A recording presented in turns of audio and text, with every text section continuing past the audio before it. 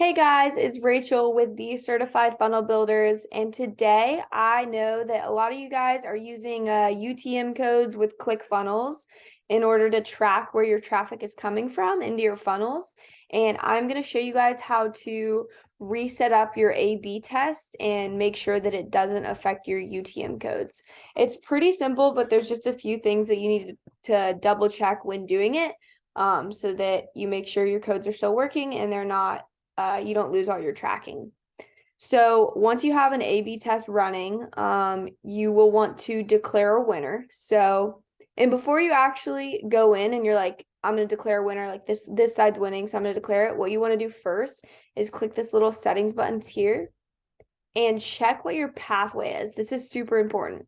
So my pathway is funnel optimization guide.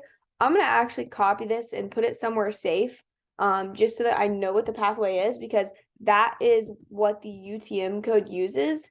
And without that pathway, you're not going to be able to make sure your UTM code works. So I'm going to declare this one as a winner real quick.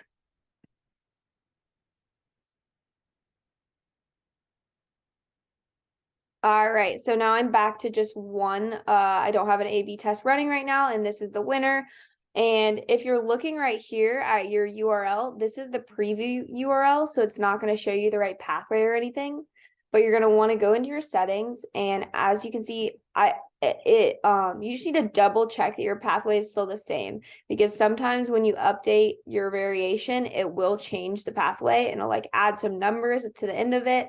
And if it were to do that, what you'd want to do is just retype in your old pathway, click update page, and then you want to come over here and click this to get it to open into a new window to double check that your pathway is still correct. And as you can see right here, my pathway is still correct. And that is how you're gonna declare a winner on your A/B test and make sure that your UTM codes are still tracking. Because if your pathway changes, your UTM codes will not stay the same, or they won't track. I hope this was helpful for some of y'all. If you have any questions, please reach out in the comments. And that was it. Y'all have a great day.